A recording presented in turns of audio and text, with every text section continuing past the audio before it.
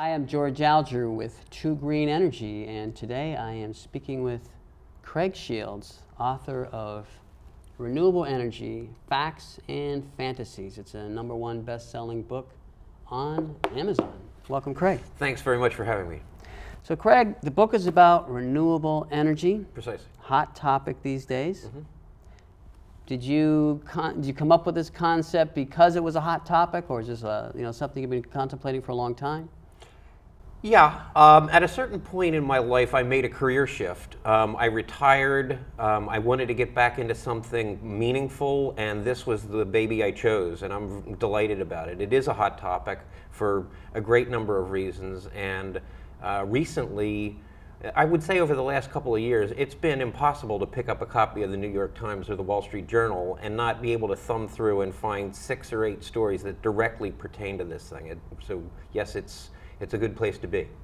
Now, I have even some fundamental misunderstandings about renewable energy because from my perspective, I guess I've contemplated renewable energy as all sustainable types of energy, but it recently has been brought to my attention that nuclear could be considered as renewable energy. Does that fall under the umbrella of renewable energy? It doesn't fall under the umbrella of renewable energy, though you could argue, and the nuclear energy vociferously does, that it is clean energy.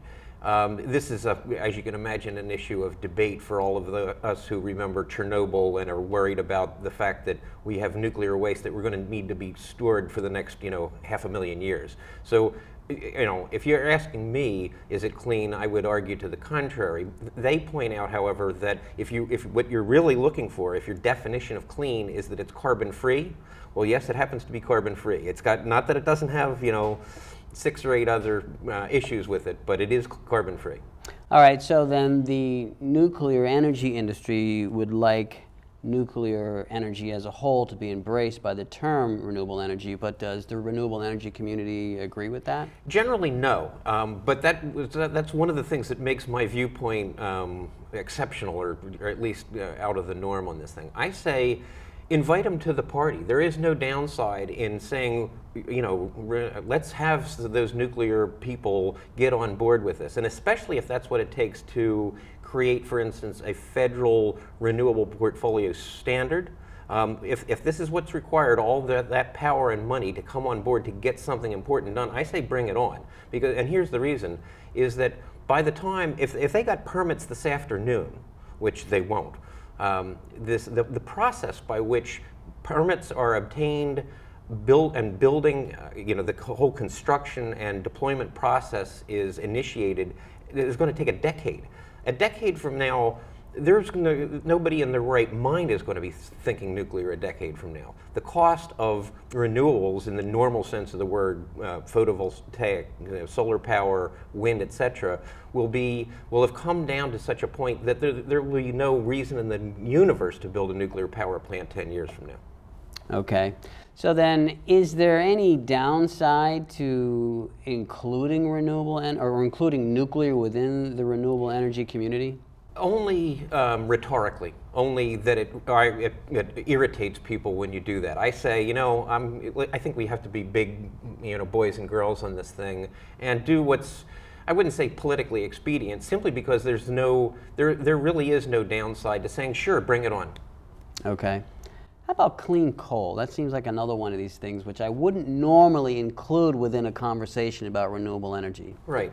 Well, generally, I'm not an expert in the subject, but to a person, I have not come across somebody who didn't suggest that was an oxymoron. In other words, there is carbon capture and sequester technology that is being extremely well funded by the Department of Energy.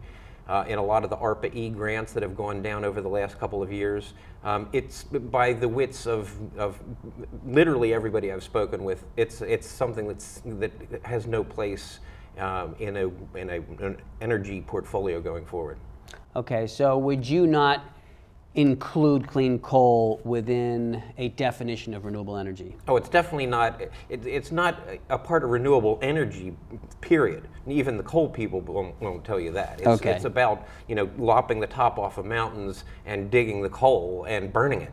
So if you can keep the carbon from becoming carbon dioxide in the atmosphere, wonderful. But it's not renewable in any sense of the word. Okay. So then when we take out coal and we have this nuclear on the edge, let's just say, of, I mean, would it be safe to just define renewable energy? I guess that would be a real fundamental perspective here. Well, renewable energy is energy that comes from any of the sources that don't go away. So in other words, the sun is going to be shining in the sky for the next billions of years. So, and the sun bestows upon the Earth 6,000 times more energy every day than all 7 billion of us consume. So even if the population goes from 7 billion to 10 billion, which it's likely to do over the next few decades, even if we double the number of cars on our roads, as we're very likely to do as the middle class of India and China comes on board and says, hey, I want one of those bright, shiny little suckers too. Even as all this is happening, all we need is a solution to the world's energy problems that is 1 over 6,000 efficient, and the game is over. So that's what we're all looking for. So certainly solar in the normal sense of the word, photovoltaic, solar panels, concentrating solar power, wind, which is another version of solar when you think about it, because the reason the wind blows is because the sun shines. So all of these things, there are a couple dozen flavors of renewable energy that literally do not use sources that are ultimately consumed and will go away someday. Okay. So you didn't use the term sustainability within that definition. I didn't, but I should have. Oh, okay.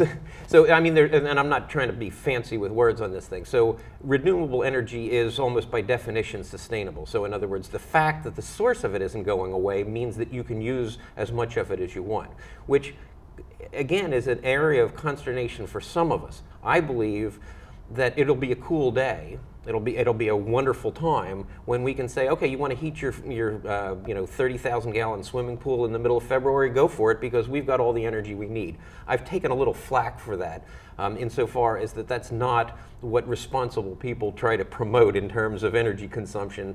The concept of the negawatt, in other words, the best watt of energy ever consumed, is the one that wasn't generated in the first place. So in other words, energy efficiency is is really where the world's focus should be on this. Okay.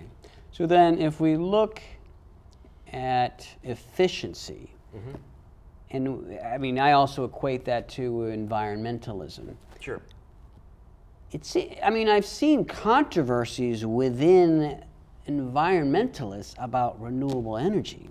And as an example, wind having negative impact on the environment. Yes. And with water, some types of water. Sure. Hydrokinetics. Yeah. Okay, so hydrokinetics having some kind of negative impact for the fish and underground or underwater wildlife. Right. So when you look at renewable energy and equate it into something that is sustainable, it seems even there's problems. Sure. Well, there are problems, and that's why this is such an interest. That's why there's 300 pages in this book instead of a little half a chapter that could be printed on a couple of pieces of paper. And that's because they're tough realities. This is something where all of us, well, not probably everybody but the oil companies, let's just say, to be fair, most of us would love to have clean, abundant, inexpensive energy. The truth is nobody can snap his fingers and simply make it happen. There are externalities, if you will. There are things to be considered to all of these. Now, if you want to talk about wind, yes, the wind blows mainly in the plains here in the United States. So you've got places like Wyoming. Now, parts of Wyoming are very pristine. They're right next to Yellowstone. They're where the animals come out to winter. So building wind farms in these areas does have externalities. There's no doubt about that. And you're right about hydrokinetics. So you have hydroelectric dams, which are generally not being built anymore simply because they Fish can't swim upstream to spawn, and so forth and so on. You put hydrokinetic devices, turbines to extract the energy from moving water. Anywhere you're going to put it, you're going to have environmental issues associated with that. Whether it has to do with the actual strike of an aquatic animal, which is less likely than one of the other 12 or 15 different issues associated with the environmentalism of hydrokinetics.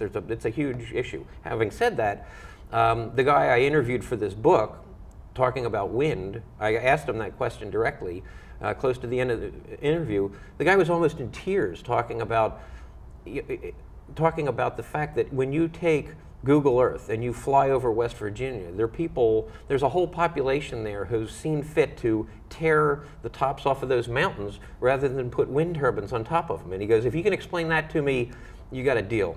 Wow. And he was almost in tears, recognizing the idiocy of the decisions, the greed and the stupidity of people trying to pursue this topic.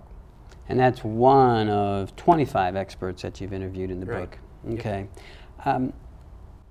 In terms of the view or perspective or the hopes and dreams of environmentalists as it relates to renewable energy, is there a generally accepted type of energy source that is viewed positively by an environmentalist?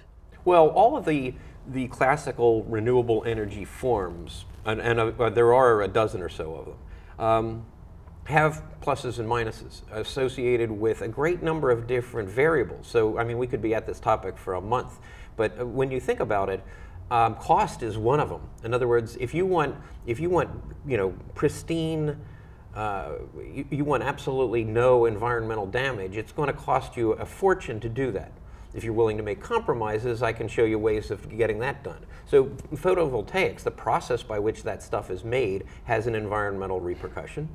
Okay? The process by which it's deployed and ultimately taken apart, 25, 30 years hence, recycled, etc. There are issues associated with all of these. Okay, so then you now have had the pretty intimate exposure to, it seems, the whole gamut of renewable energy through these experts. Right.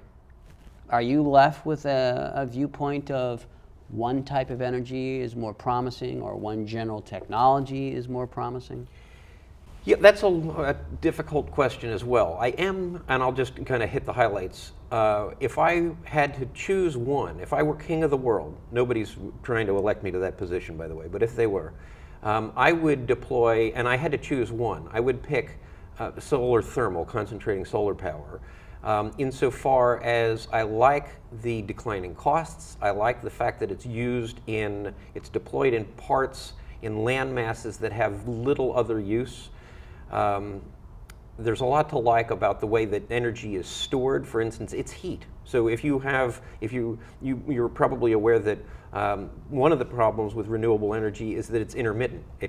The sun doesn't shine all day and the wind doesn't blow all day. So you have issues how are you going to provide baseload power 24 hours a day? Granted that there's a peak of use, and there's obviously a peak associated with solar, but they don't overlap one another perfectly. So how are you going to deal with that? Well, energy storage is one of those issues.